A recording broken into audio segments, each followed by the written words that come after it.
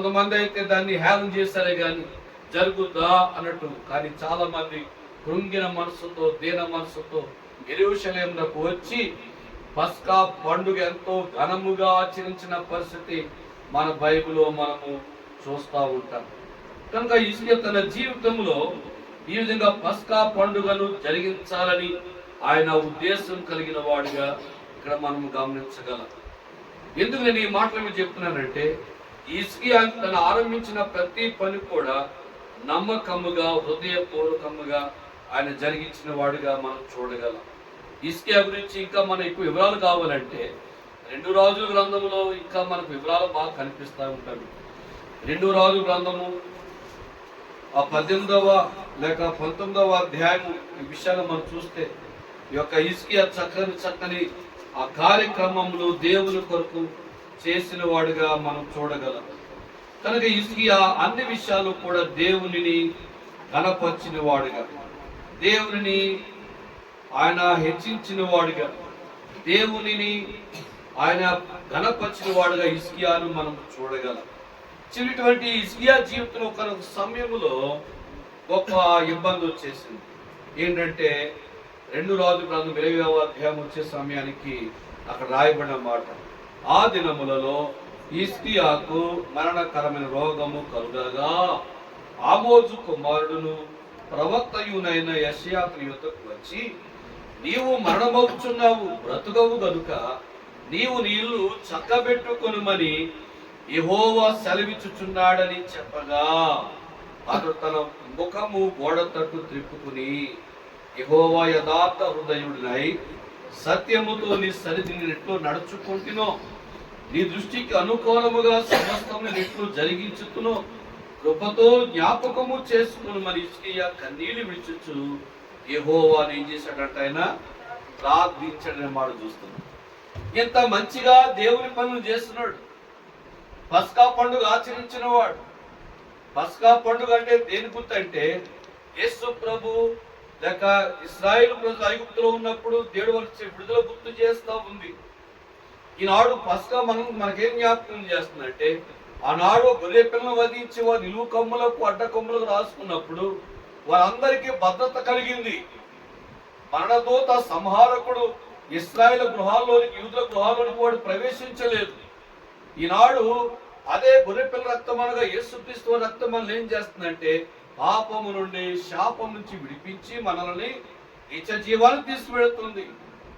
ఇది ఆనాడు జరిగిన పస్కా పండుగ యొక్క ఆనాడు జరిగిన కార్యము ఈనాడు మన జీవితాల్లో యేసుక్రీస్తు యొక్క మరణము ద్వారా మన జీవితాల్లో మనం అనుభవిస్తా ఉన్నాం. అంటే ఒక మాట చెప్పాలి, ఆనాడు హిజ్కియా యేసుక్రీస్తు వారిని తన యొక్క పస్కా పండుగ ద్వారా చూపించినాడు ప్రజలకు. అంత గొప్ప కార్యం హిజ్కియా చేసిన వాడు. ఎన్నో యుద్ధాలు వచ్చినాయి, విజయం పొందాడు. దేవుని మందిరాన్ని బాగు చేస్తున్నాడు, దేవుని ప్రజలను ప్రేమించున్నాడు, దేవుని ప్రజలను పోషించున్నాడు, లేవీయులను పోషించున్నాడు, యాజకులను పోషించి ఇన్ని కార్యాలు చేసిన వారి జీవితంలో ఒక పిడుగు లాంటి వార్త ఏంటంటే, హిజ్కియా నువ్వు చనిపోతున్నావు, బ్రతవు కాబట్టి ఆ ఇల్లు చక్కబెట్టేసుకోమని చెప్పాడు. ఇది వార్త. ఎంత బాధాకరమండి ఇది. కొన్నిసార్లు ఇటువంటి వార్త దేవుడు కనుక మనకు చెప్తే మనము దేవుని దగ్గర మన స్పందన ఎలా ఉంటుంది అనేది ఆలోచన చేసుకోవాలి. ఇదే మాట దేవుడు మనకు చెప్తే మనం ఎలా స్పందిస్తాం? హిజ్కియా స్పందన చూస్తే ఎంత చక్కగా ఉందంటే, ఒక్క మాట అన్నాడు. ఆ మాట ఎంత పవర్ఫుల్ అంటే 3వ వచనంలో, యెహోవా యథార్థ హృదయుడినై సత్యముతో నీ సన్నిధిని నేనెట్లు నడుచుకుంటునో, నీ దృష్టికి అనుకూలముగా సమస్తం నేను ఎట్లు జరిగించుతునో కృపతో జ్ఞాపకము చేసుకుని మరి హిజ్కియా కన్నీళ్లు విడిచుచు యెహోవాను ఏం చేశాడంట, ప్రార్థించు. ఇది విషయం. కాబట్టి హిజ్కియా ఎంతో కన్నీళ్లతో దేవునికి ప్రార్థన చేస్తున్నాడు. అంటే హిజ్కియాకు ఉద్దేశం ఏంటంటే, ప్రభువా ఇంకా కొంత ఆయుష్ ఇవ్వను ఆయన కదా, కొంత ఆయుష్ ఇవ్వ అని అడుగుతున్నాడు. ఒక మాట చెప్పాలంటే, ఇందాక కొంత ఆయుష్ ఇవ్వకూడదు ప్రభువా, నీ కొరకు ఎన్ని కార్యాలు చేశాను, నీ పని ఎంత నమ్మకంగా చేశాను, నీ మందిరం యొక్క జరుగుబాటు కొరకు ఎంత ప్రయత్నం చేశాను, యాజకులను లేని వారికి ఎంత వారిని ఏ విధంగా పోషించాను, ఇవన్నీ నీకు తెలుసు కదా ప్రభు, ఒక్కసారి జ్ఞాపకం చేసుకొని కన్నీళ్లతో దేవునికి ప్రార్థన చేస్తే ఆ విశ్వాస సహితమైన ప్రార్థన రోగిని స్వస్థపరుస్తుంది. అలాగే పరిశుద్ధుల ప్రార్థనలు పరలోకము చేరుతవి అన్నట్లుగా వెంటనే ఆ ప్రార్థనకు దేవుడు జవాబిచ్చాడు. ఏమిచ్చాడు అక్కడ 4వ వచనం చూసినప్పుడు, యెషయా నడిమిశాలలో నుండి అవతలకు వెళ్ళక మునిపే యెహోవా వాక్కు అతనికి ప్రత్యక్షమై ఇలాగూ సెలవిచ్చాడు, నీవు తిరిగి నా ప్రజల అధిపతి అయిన హిజ్కియా వద్దకు పోయి అతని తిట్లను నీ పితరుడైన దావీదుకు దేవుడకు యెహోవానికి సెలవిచ్చున్నదేమనగా, నీవు కన్నీళ్లు విడిచుట చూచితిని, నీ ప్రార్థన నేను అంగీకరించి ఉన్నాను, నేను నిన్ను ఏం చేసేదను బాగు చేసేదను అని చెప్పాడు. నీ ప్రార్థనను విన్నానయ్యా, నీ కన్నీళ్ళు విడడం నేను చూచానయ్యా, నేను ఏం చేస్తాను, నేను నిన్ను బాగు చేస్తాను. ఎంత మంచి మాట అండి. నేను నిన్ను బాగు చేస్తాను, నిన్ను స్వస్థపరుస్తా, నీరున్న లోపాన్ని తొలగిస్తా, ఆటంకాలు తొలగిస్తా, నేను నిన్ను బాగు చేస్తా. ఎంత శుభకరమైన మాట చెప్పగానే హిజ్కియాకి ఎంత ధైర్యం వచ్చేసిందో కదా. యెషయా చెప్పాడు, ఇంకా బయటికి వెళ్ళకపోతే దేవుడు మన వెనక్కి వెళ్ళి పంపించాడు. వెంటనే ఇమ్మీడియట్ గా ఆలస్యం లేకుండా హిజ్కియా ప్రార్థన చేశాడు, ఇమ్మీడియట్ గా చెప్పాడు దేవుడు యెషయాకు. ఎలాగో తెలుసా, యేసు ప్రభు నీటి మీద నడుస్తుంటే పేతురు, ప్రభు నీ వైపు నేను వస్తానని చెప్పాడు. నీటి మీద రా అన్నాడు, నడుగులేసాడు పేతురు గారు నీటి మీద. ఈ తర్వాత ఏమైంది, ఆ సముద్రం అలలు చూచి భయపడి మునిగిపోసాగాడంట. అప్పుడు ఒకటే మాట ప్రార్థన, ఏమని, ప్రభువా నన్ను కాపాడన్నాడు. అంత ఒకటే మాట. కానీ యేసు ప్రభు వాళ్ళు పేతురు చేపట్టును లేపి దోన్లో కూర్చోబెట్టాడు. అంతే కదండి. ఇమీడియట్ గా చేసిన ఒక్క ప్రార్థన దేవుడు అంగీకరించిన వాడై హిజ్కియా యొక్క పరిచర్య జ్ఞాపకం చేసుకున్నాడు, మంచి కార్యాలు జ్ఞాపకం చేసుకున్నాడు అని అన్నాడు. నేను నిన్ను బాగు చేస్తాను, నేను నీ ప్రార్థన ఆలకించాను, నీ కన్నీళ్ళు నేను చూశానంటాడు. ఎంత గొప్ప విషయం. నేను కూడా 2023వ సంవత్సరంలో నాకు కూడా చాలా ప్రాబ్లం వచ్చింది. 2023వ సంవత్సరంలో నాకు కూడా ప్రాబ్లం వచ్చింది. నన్ను హాస్పిటల్ తీసుకెళ్తే అన్నారు, అక్కడ మీకు ఓపెన్ హార్ట్ సర్జరీ అవుతుంది. ఇంకా చూడడం వాళ్ళందరూ టెన్షన్. మా అన్నగారు అయితే నా గురించి ఇంకా కూర్చుని పాట పాడతాడు, ప్రార్థన చేస్తాడు, వాక్యం చదువుతాడు.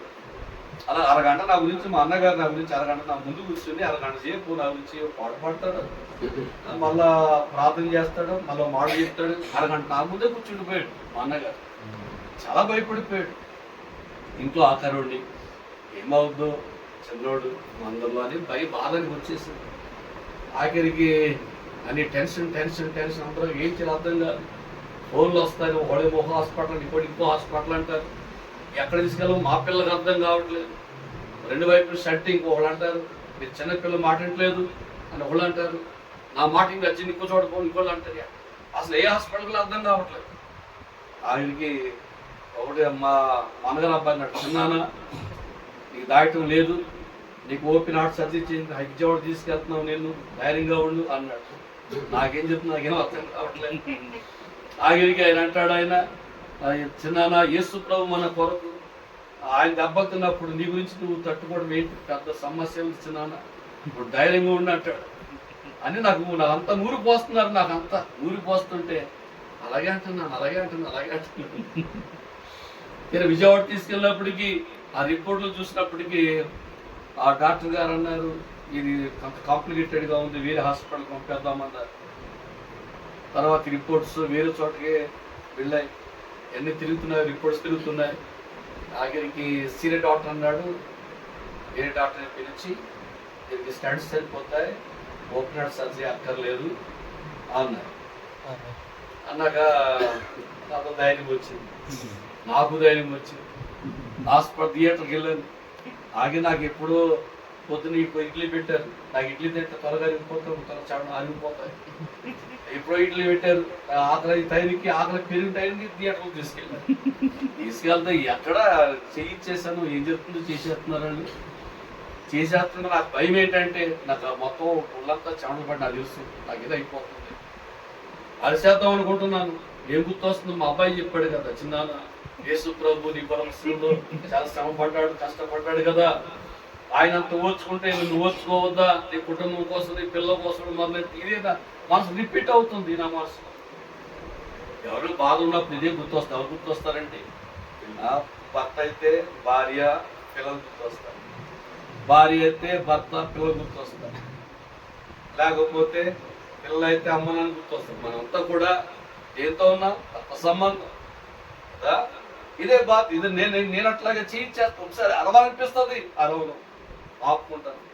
మ్యాక్సిమం మీకు ఆపుకుని ఆపుకుని ఆపుకుని అరుద్దామని గట్టిగా అరిసేద్దామని టైపులో అయిపోయిందండి.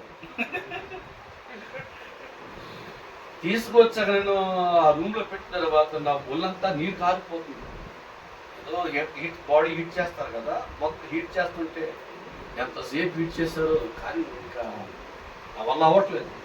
ఆ నిద్రపోతే నేను అమ్మ నువ్వు కూర్చో అని నాకు కొంత మనసు తేరుకుందా అవుతాను. నేనే చాలాసేపు నేనే బాడీ హీట్ చేసుకుంటాను.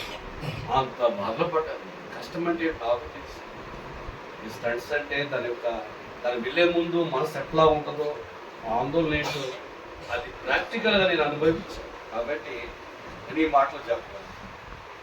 ప్రభు నేను నిన్ను బాగు చేస్తానని దేవుడు చెప్పిన దేవుడు హిజ్కియా జీవితంలో ఆ విధంగానే బాగు చేశారు. నా గురించి మా అన్నగారు ప్రార్థన చేశారు. ఆయన కూడా చక్కని ధైర్యం పరిచే మాటలు చెప్పాడు. దేవుడు నాకు మరి ఆయన ప్రార్థన, మా ప్రార్థన, దేవుని కనికరము, ఓపెన్ సర్చ్ కలలేదు, స్టడ్స్తో బయటపడ్డాం. రెండు పడ్డాయి నాకు. కనుక దేవుని కృప, దేవుని కనికరం. ఈ రోజులో సమస్య ఏంటంటే ఎటువంటి పెయిన్ రాకుండానే స్టంట్స్ అంటున్నారు, ఎటువంటి పెయిన్ రాకుండానే ఓపెన్ సర్జరీ అంటున్నారు. రీసెంట్గా నా సొంత మేనల్లుడికి నేను ఓపెన్ హార్ట్ సర్జరీ చేయించాను విజయవాడలో. ఆయనకి ఏం లేదు, నా బాగుంది అన్నాడు. ఆయన బాగుంది అన్నాడు ఒకసారి, మళ్ళా ఒకసారి అంటే మళ్ళా బాగుంది, హ్యాపీగా ఉంది, అదే చేయించన్నాడు విజయవాడ టెస్ట్ చేయిస్తే. కానీ ఏదో వచ్చిన మనకు టెస్ట్ చేయాలి డేవిడ్ రాజు అన్నాడు నాకు. అది ఏదో చేయించుకోవయ్యా ఇలా చేయిస్తే చెప్పిన షాక్ ఏంటంటే నీకు స్టంట్స్ కాదు ఓపెన్ హార్ట్ సర్జరీ చేయాలన్నాడు, బైపాస్ సర్జరీ అన్నాడు. ఇది ఎక్కడ కూడా అక్కడ అన్నీ బాగున్నాయన్నాడు నా మేనల్లుడు. అన్నీ బాగున్నవాడికి ఓపెన్ హార్ట్ సర్జరీ ఏంటి? ఆశ్చర్యమైంది. కనుక మన పరిస్థితులు, మన ఆరోగ్య పరిస్థితి ఎప్పుడు ఎలా ఉంటుందో మనకు తెలియదు. కాబట్టి ప్రతిరోజు కూడా మనం దేవుని కృప మీద మనము ఆధారపడవలసిన వారం అనే సంగతి నేను ప్రభువును బట్టి మీకు మనవి చేస్తున్నాను. కనుక పిల్ల ముగిస్తాను, సమయం అవుతున్నాను నేను. కనుక హిజ్కియా జీవితంలో ఆయన చేసిన ప్రార్థన ఏంటంటే, దేవుడు ఇచ్చిన జవాబు ఏంటంటే, హిజ్కియా కన్నీళ్లతో ప్రార్థన చేసినప్పుడు దేవుడు కన్నేటి ప్రార్థన ఆలకించిన దేవుడు చక్కని జవాబు ఇచ్చాడు. ఏమన్నాడు అక్కడ? నేను నీ ప్రార్థన ఆలకించి తిని, అంతేనండి, అంతేనా? నీ ప్రార్థన అంగీకరించి ఉన్నాను, నీవు నీ కన్నీళ్ళు విడిచుట నేను చూచి తిని, నేను నిన్నేం చేస్తాను? బాగు చేసేదను. దేవుడు కనుక మన దేవుడు మనల్ని కష్టకాలంలో ఆయన స్వస్థపరిచే దేవుడు. ఆయన స్వస్థపరచడం మాత్రం కాదు, కానీ ఆయన మనల్ని ఏం చేస్తాడంటే ఆయన వర్ధంలా చేస్తాడు. ఇది నేను చెప్పే మాట. అదే మాట చెప్పేది ఏంటంటే దేవుడు హిజ్కియాను దేవుడు వర్ధంలా చేశాడు. అదే మాట మనం చదువుకున్నాం. ఏది 2 దినవృత్తాంతాల గ్రంథం 31వ అధ్యాయంలో 21వ వచనంలో ఉన్న రాయబడిన మాట ఏంటంటే, అది తాను ఆరంభించిన ప్రతి పని అతడు హృదయపూర్వకముగా జరిగించి వర్తిల్లేను అనే మాట మనం చూస్తున్నాం. కనుక ఎవరు వర్తిల్లుతారు అని ఆలోచన చేస్తే 3 విషయాలు ఇక్కడ నేను 3 విషయాలు మీకు చెప్తాను. 4 విషయాలు చెప్తాను. ఒకటి ఏంటంటే ఎవరు వర్ధిల్లుతారంటే 72వ కీర్తన 7వ వచనంలో మనం చూస్తే 72వ కీర్తన 7వ వాక్యం ఎవరు వర్ధిల్లుతారు అంటే 72 కీర్తన 7వ వాక్యం చదవండి. అతని దినములలో నీతిమంతులు ఎవరు వర్ధిల్లుతారు? నీతిమంతులు వర్ధిల్లుతారు. ప్రియులారా, హిజ్కియా ఒక నీతిమంతుడుగా బ్రతికాడు కనుక ఆయన దేవుని కార్యాలు చేస్తూ వచ్చాడు. దేవుని కార్యాలు చేసిన కారణం బట్టి అతడు భూమి మీద మరి కొంతకాలం అవసరం అని దేవుడే ఇస్కా యొక్క జీవితాన్ని, ఆయుష్ను పెంచాడు. కనుక మనం కష్టాల్లో వెళ్తున్నాం. ఎందుకు దేవుడు మనకు ఆయుష్ పెంచుతున్నాడంటే మనము దేవుని పనికి మనము అవసరం. మనము వర్తిల్లి ఆయన పని చేసేదాని కొరకై మనము ఉండాలని దేవుడు మన ఆయుష్ను పెంచుతున్నాడు కదా. కనుక ఎవరు వర్ధిల్తారంటే నీతిమంతులు వర్ధిల్తారు. ఇది మొదటి మాట. కాబట్టి రాత్రికాల సమయంలో ఇసుకే ఒక నీతిమంతుడు కనుకనే ధైర్యంగా దేవునికి ప్రార్థన చేయగలిగాడు. నీతిమంతుల ప్రార్థన ఆయన ఆలకిస్తాడని బైబిల్లో ఉంది కదా. నీతిమంతుల ప్రార్థన దేవుడాలకించును,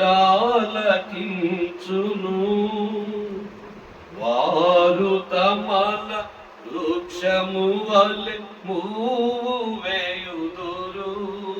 నీతిమంతుల ప్రార్థన దేవుడు ఆలకించు. కాబట్టి నీతిమంతులు వర్ధిల్లుతారనే మాట మనము దీని వాక్యం ద్వారా మనం చూడగలుగుతున్నాం. ఒక హిజ్కియా ఒక నీతిమంతుడిగా మనం ఆయన చూడగలం. 92వ కీర్తన 2వ మాట, 92వ కీర్తన 13వ వచనంలో రాయబడిన మాట. 92:13 అందరూ తీస్తే అందరూ కలిసి చదువుదాం. యెహోవా మందిరములో నాటబడిన వారై వారు మన దేవుని ఆవరణములలో వర్ధిల్లుదురు. ఎవరు వర్ధిల్లుతారంటే యెహోవా మందిరంలో నాటబడిన వారు వర్ధిల్లే వారుగా ఉన్నారు. ఎవరు దేవుని మందిరంతో చక్కని సంబంధాలు కలిగి ఉండి దేవుని మందిరాన్ని గౌరవిస్తూ కదా, దేవుని మందిరంలో కార్యాలు చేస్తారు. దేవుని మందిరం అతిగా ఎవరు ప్రేమిస్తారో వారు వర్ధిల్లుతారు. నాటబడటం అంటే దేవుని మందిరములో కాన్స్టెంట్గా ఉండటం, నిలకడగా ఉండటం. ఈనాడు మనకు లోకంలో పరిస్థితులు మందిరంలో నిలకడగా ఉండనివ్వట్లేదండి, కుదురుగా ఉండనివ్వట్లేదు. అలా ఉండకూడదు. హిజ్కియా దేవుని మందిరం నాటబడిన వాడు, ఆయన ధర్మశాస్త్రం ధ్యానించిన వాడు, గౌరవించిన వాడు. కనుక హిజ్కియా వర్ధిల్లిన వాడుగా మనం చూస్తున్నాం. కనుక మొట్టమొదటి మాట ఏంటంటే నీతిమంతులు వర్ధిల్తారు. రెండవది యెహోవా మందిరంలో నాటబడిన వారు వర్ధిల్తారు. కాబట్టి అమ్మా, అయ్యా, రాత్రి నేను మీకు మనవి చేస్తున్నాను, మీ జీవితాల్లో మీరు వర్ధిల్లాలి అంటే దేవుని మందిరంలో మీరు నాటబడాలి. మీ బిడ్డలు వర్ధిల్లాలంటే మీ పిల్లలు దేవుని మందిరంలో నాటబడిన వారు, అనగా మందిరంలో స్థిరముగా మీ పిల్లలను ఉండనివ్వండి. పిల్లలు దేవుని యొక్క మాటలు వినివ్వండి. పిల్లల ప్రభుని గురించి ఆడనివ్వండి. వారు వర్ధిల్లాలి. లేని ఎడల వర్ధిల్లే అవకాశం, భూ సంబంధం వర్ధిల్లొచ్చు, అది తాత్కాలికమే. 3వ మాట చెప్తాను చూడండి. 112వ కీర్తన 6వ వచనంలో, 112వ కీర్తన 6వ వచనం ఎవరు వర్ధిల్తారనే విషయంలో మనం చూస్తాం. 112వ కీర్తన 6వ వచనం అందరం కలిసి అటు వారు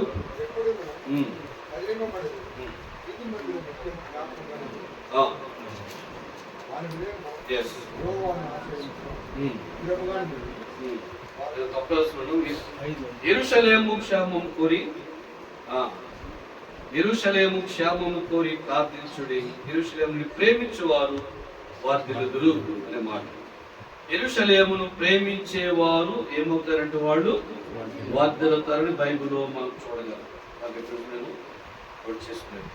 అలాగే దేవుని యొక్క మార్గాలు ప్రేమించేవారు ఇర్మియా గ్రంథం 12వ అధ్యాయం 16లో మనం చూస్తాం. దేవుని మార్గములను ప్రేమించేవారు, దేవుని కార్యములను ప్రేమించేవారు వర్ధిల్లుతారని బైబిల్లో మనం చూస్తాము. కనుక ప్రియ దేవుని ప్రజలారా, ఈ రాత్రికాల సమయంలో మన ప్రియ సహోదరుని జీవితంలో చేసిన మేలు కొరకాయ మేము కూడా వారితో కలిసి ప్రభు స్తుతిస్తున్నాం. ఇక్కడ అన్న మాట అదే, మిక్కుటమైన ఆయాసము నెమ్మది కలుగుటకు ఏమైందంట కారణమైనది. మిక్కుటమైన ఆయాసం, ఎంతో స్ట్రగుల్, ఎంతో ఆందోళన. ఏమి జరుగుతుంది, ఇలాగెందుకు జరుగుతుంది, నేను కూడా బ్రతికే వ్యక్తిని కదా అనే ఆందోళన మనసులో ఉంటుంది.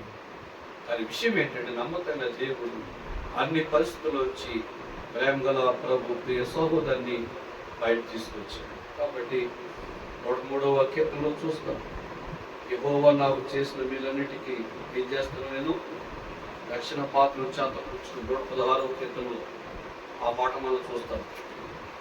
నా 3వ కీర్తన, నా ప్రాణమా యెహోవాను సన్నుతించుము, నా అంతరంగ సమస్తమైన పరిశుద్ధ నామమును సన్నుతించుము.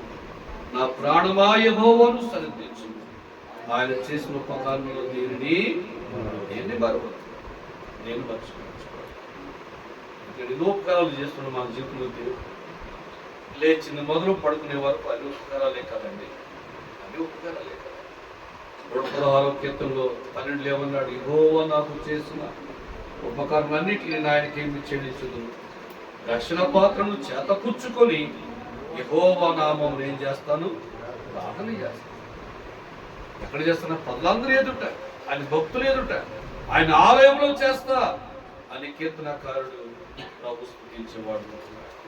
కాబట్టి నేను కూడా మీతో కలిసి ప్రభు స్తుతిస్తాను. దేవుడు ప్రభుని కనుపరుస్తాను. దేవుడు ఇంకా మంచి ఆరోగ్యం ఇవ్వాలని, దేవుని కొరకు అనేకమైన కార్యములు పూనుకొని వర్ధిల్లాలి అని దేవుని దాసు నేను కూడా అభిలాషిస్తూ ఆ శుభం చేస్తూ ఈ మాట ముగిస్తున్నాను.